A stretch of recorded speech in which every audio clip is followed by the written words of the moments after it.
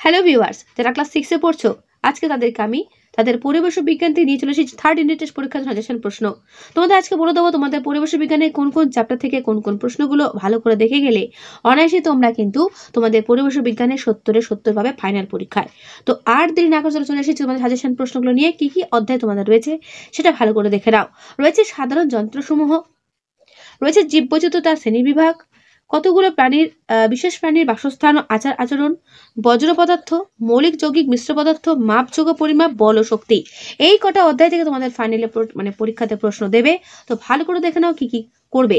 তার জন্য তোমাদের প্রত্যেকে কি করতে হবে, টেক্সট বুকটা খুলে দেখতে হবে যে আমি টেক্সট বুকের কোন কোন জায়গাগুলো বলছি, কারণ তোমাদের পরীক্ষাতে প্রত্যেকটা প্রশ্ন কিন্তু টেক্সট বুক থেকেই দেবে, এর বাইরে কোনো কিছু দেবে না। তাই যেগুলো আমি বলছি চটপট তোমাদের বই খুলে প্রশ্নগুলো দাগিয়ে নাও বা জায়গাগুলো বুঝে নাও। রয়েছে সাধারণ যন্ত্রসমূহ। প্রথমেই দেখো এখানে কি কি করবে। যন্ত্র দুরকম হয়, সরল যন্ত্র, জটিল যন্ত্র। তো তোমাদের টেক্সট বুকে পাতা নম্বর 134 দেখো রয়েছে সরল যন্ত্র একদিকে, জটিল যন্ত্র আর একদিকে। তো এই যন্ত্রগুলোর নাম তোমাদের মনে রাখতে হবে, কোন যন্ত্রগুলো সরল যন্ত্র, কোন যন্ত্রগুলো জটিল যন্ত্র। এখান থেকে প্রশ্ন আসবে শর্ট কোয়েশ্চেন। তার পরের পাতা চলে এসো লিভার। লিভার কি? বল, বাধা, আলম্ব, এই যে জিনিসগুলো এগুলো তোমাদের পড়ে রাখতে হবে, ঠিক আছে? বল, বাধা, আলম্ব তিনটে ভেদ করে লিভার কত রকমের হয় এরাও পরীক্ষাতে আসে। 3 রকমের, প্রথম শ্রেণীর লিভার, দ্বিতীয় শ্রেণীর লিভার, তৃতীয় শ্রেণীর লিভার, ঠিক আছে?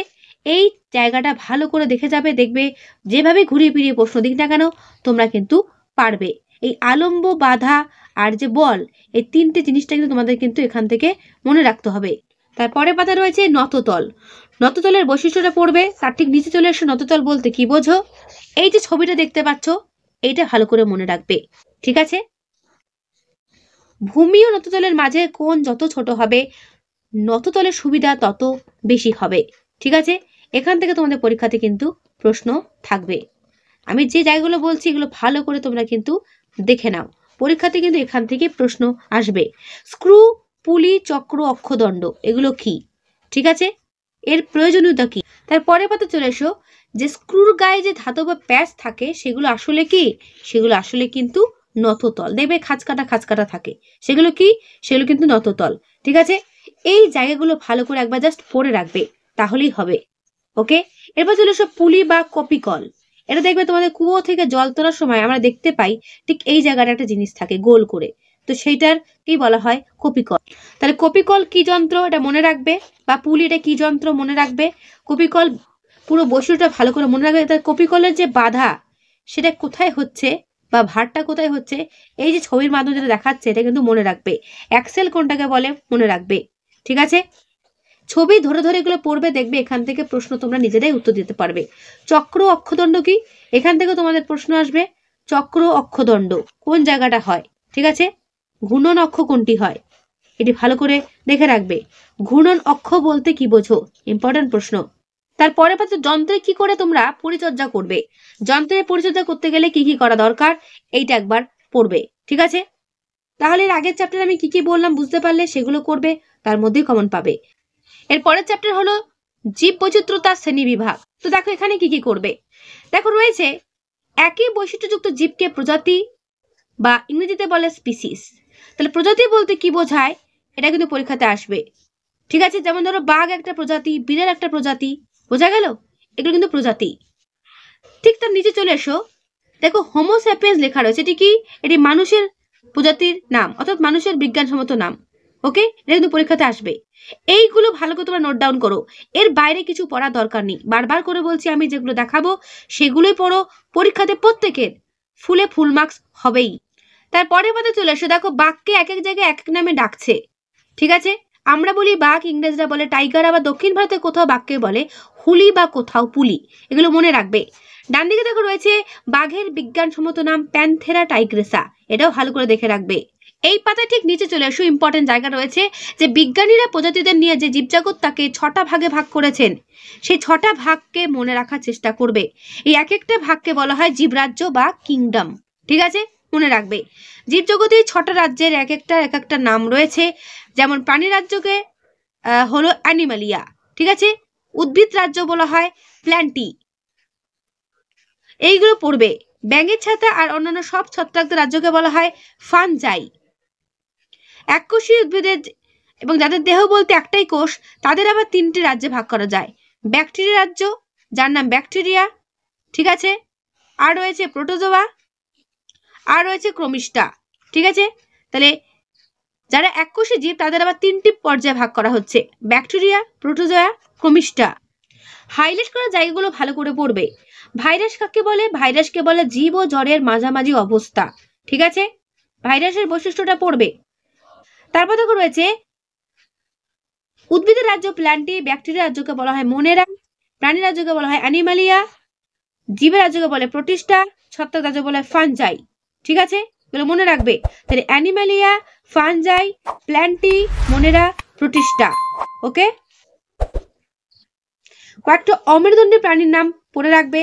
আর্থ্রোপোডা পর্বের প্রাণীগুলোকে মনে রাখবে। এগুলো কোন পর্বের প্রাণী? এগুলো আর্থ্রোপোডা, ঠিক আছে। খণ্ডে খণ্ডে বিভক্ত এদের শরীরটা, এবং এদের শরীরটা খণ্ডে খণ্ডে থাকে, বিভক্ত পাগুলো থাকে আর কি, বেশিরভাগ পাগুলো খণ্ড খণ্ড থাকে, আর বডিটা থাকে শক্ত খোলকে ঢাকা। এই বৈশিষ্ট্য সমেত এগুলো মনে রাখবে। মোলাস্কা পর্বের প্রাণীদের নাম সহ বৈশিষ্ট্যটা, তাহলে মোলাস্কা পর্বের যে বৈশিষ্ট্য সেটা সমেত তোমাদের এটা পড়তে হবে, অর্থাৎ নাম সহ উদাহরণ সহ কি বৈশিষ্ট্য এই পর্বের প্রাণীদের, এটা একবার মনে রাখার চেষ্টা করো, এর মধ্যেই কমন পাবে।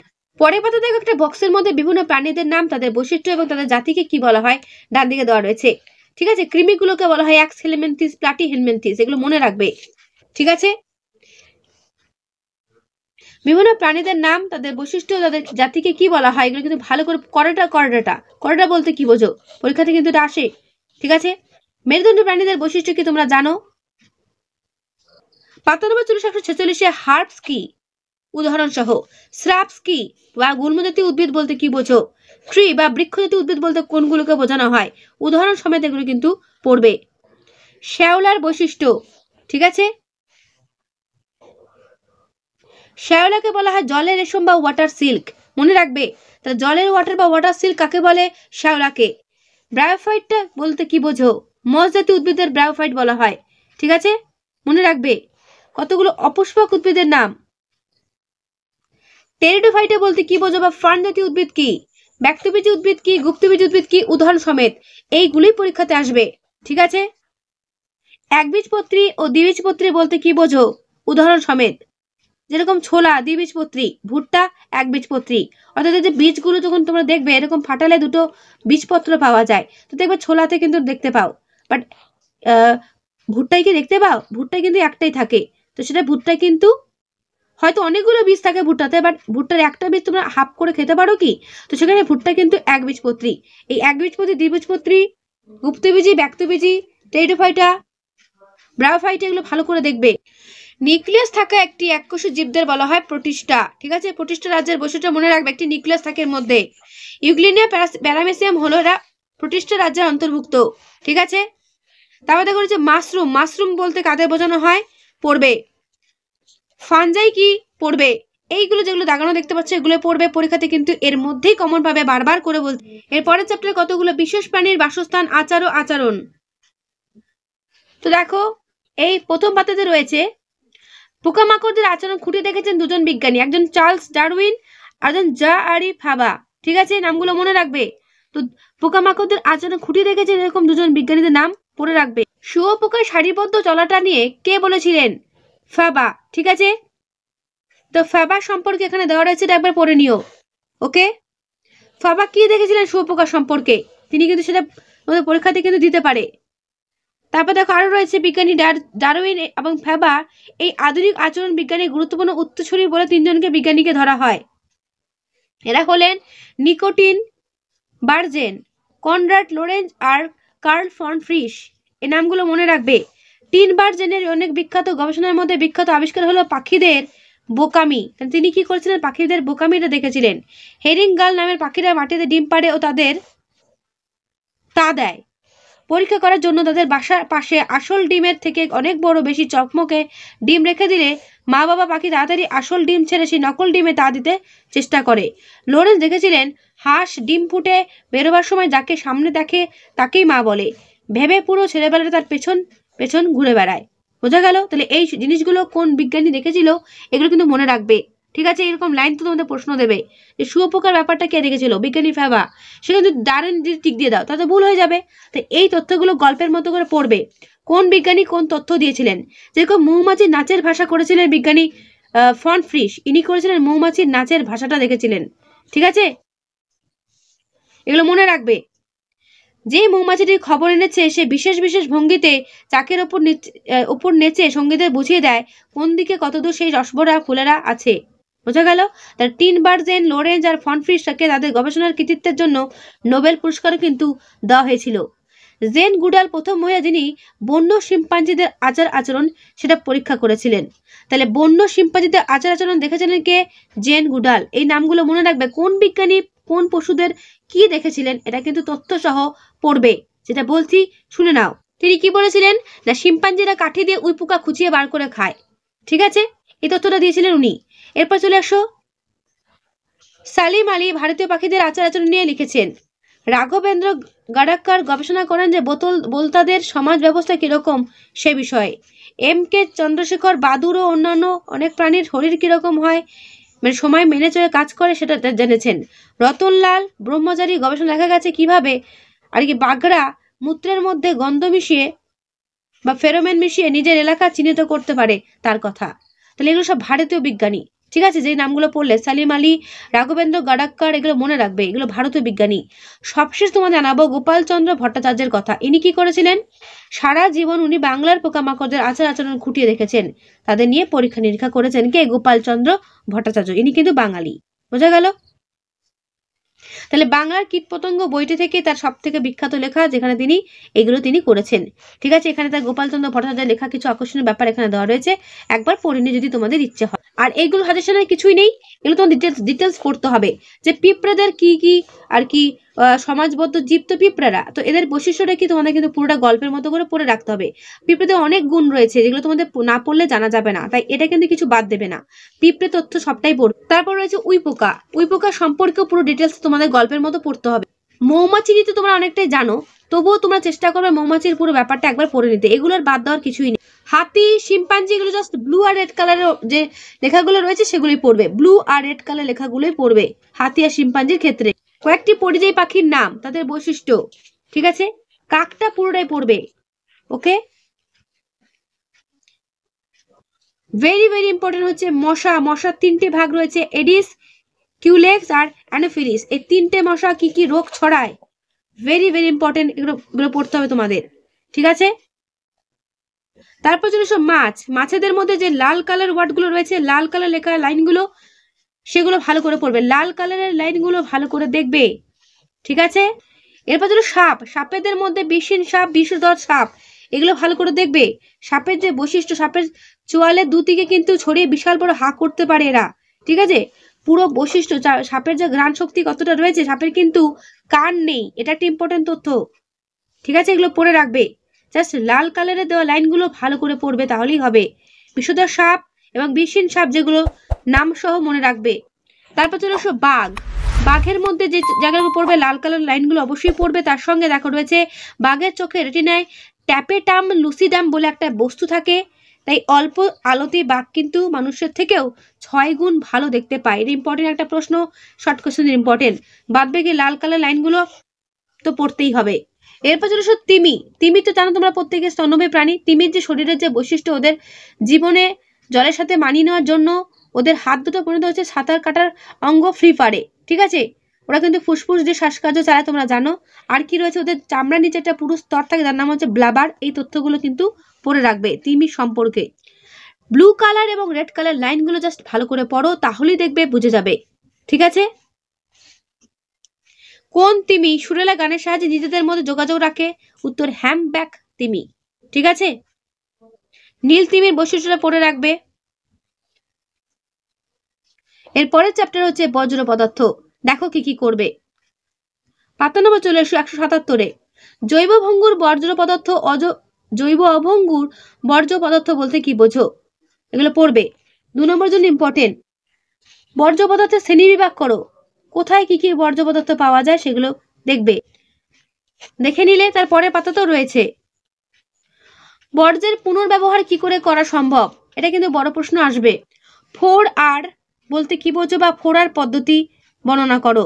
Reduce, refuse, reuse, recycle, very very important. বা ফোড়ারের সম্পূর্ণ নামটাও তোমাদের পরীক্ষাতে আসতে পারে, মনে রাখবে। এটা কিন্তু বড় প্রশ্নের জন্য ইম্পর্টেন্ট, ঠিক আছে। ফোড়ার। রিডিউস কমিয়ে আনা, রিফিউজ প্রত্যাখ্যান করা, রিইউজ আবার কাজে লাগানো, রিসাইকেল পুনর্ব্যবহার। বুঝতে পারছো? এটাকে বলা হয় ফোড়ার পদ্ধতি। অর্থাৎ আমাদের আশেপাশে যে সমস্ত বর্জ্য পদার্থ রয়েছে সেগুলোকে আবার ব্যবহার করার জন্য আমরা এই ফোড়ার স্টেপটা কিন্তু অবলম্বন করতে পারি। তো এটা ভালো করে তোমরা কিন্তু দেখবে। পরের পাতাতে এই ফোড়ারের বৈশিষ্ট্যটা খুব সুন্দর করে দেওয়া রয়েছে, ভেঙে ভেঙে এটা কিন্তু পড়ে নেবে। বড় প্রশ্ন ফোড়ার কিন্তু আসবে, বোঝা গেল? এরপর এক্সট্রা চ্যাপ্টার কি কি করতে হবে? মৌলিক, যৌগিক ও মিশ্র পদার্থ, এটা তোমাদের এক্সট্রা পড়তে হবে। পদার্থ কত প্রকার তোমরা জানো, ঠিক আছে? সেগুলো কি কি পড়বে। পদার্থ বলতে কি বোঝো, এটাও পড়বে। তরল, কঠিন ও গ্যাসীয় হচ্ছে পদার্থের তিনটি অবস্থা, ঠিক আছে? ধাতুর বৈশিষ্ট্যগুলো কি কি, ঠিক আছে? ধাতু কোনগুলো? হীরে অধাতু হলো তাপের সুপরিবাহী, পারদ হলো তরল ধাতু, গ্রাফাইট অধাতু হলো তাপের সুপরিবাহী। এগুলো কিন্তু পড়বে, ঠিক আছে? শর্ট কোশ্চেন কিন্তু এগুলো থেকে আসবে। বাতাসে কি কি উপাদান রয়েছে, সেই উপাদানগুলো কি কি পড়বে। মিশ্র পদার্থ বলতে কি বোঝো, বিশুদ্ধ পদার্থ বলতে কি বোঝো, উদাহরণ সমেত পড়বে। তারপরের পাতায় অক্সিজেন আমাদের কি সাহায্য করে বা অক্সিজেন কি কাজে ব্যবহার করা হয়। মৌলিক পদার্থ বলতে কি বোঝো, কতগুলো মৌলিক পদার্থের নাম। হাইড্রোজেনের ধর্ম, অক্সিজেনের ধর্ম, জলের ধর্ম পড়বে। জল কিন্তু একটি যৌগিক পদার্থ, ঠিক আছে? হাইড্রোজেন ও অক্সিজেন নিয়ে জল তৈরি হয়, সেই জন্য জলকে যৌগিক পদার্থ বলা হয়, বোঝা গেল? ম্যাগনেসিয়ামের সঙ্গে অক্সিজেন মিশিয়ে ম্যাগনেসিয়াম অক্সাইড তৈরি হয়, এটা মনে রাখবে। আর কার্বন ডাইঅক্সাইড তৈরি হয় কার্বন আর অক্সিজেনের মিলনে বা কার্বন অক্সিজেনের রাসায়নিক বিক্রিয়ায় কার্বন ডাইঅক্সাইড তৈরি হয়। তো এইগুলো কিভাবে হচ্ছে এটা মনে রাখবে। Magnesium oxide, magnesium oxygen, carbon dioxide, carbon অক্সিজেনের বিক্রিয়ায় তৈরি হয়। দেখো তারপরে পাতাতে, পাতা নম্বর 146 দেখবে বিভিন্ন যৌগের নাম ও তাদের কি কি মৌলের পরমাণুতে তৈরি হয়েছে সেটা বক্সের মধ্যে লেখা রয়েছে, এটা পড়বে। তারপরে পাতা দেখো রয়েছে বিভিন্ন মৌলের নাম ও তাদের ইংরেজি শব্দ এবং তাদের প্রতীক চিহ্ন, যেগুলো ব্লু কালার দেখতে পাচ্ছ এগুলো তাদের প্রতীক চিহ্ন পড়বে, ঠিক আছে? দেখে নিলে এই যে রেড কালার ওয়ার্ডগুলো দেখতে পাচ্ছি এগুলো মানে লেটারগুলো, সিও কোবাল্টের প্রতীক চিহ্ন, H helium, LI lithium, BE beryllium. এই চার্টগুলো একবার দেখে নিও। যৌগের নাম, যৌগদের সংকেত। পাতা নম্বর চলে এসো 51, দ্রাবক ও দ্রাবকী।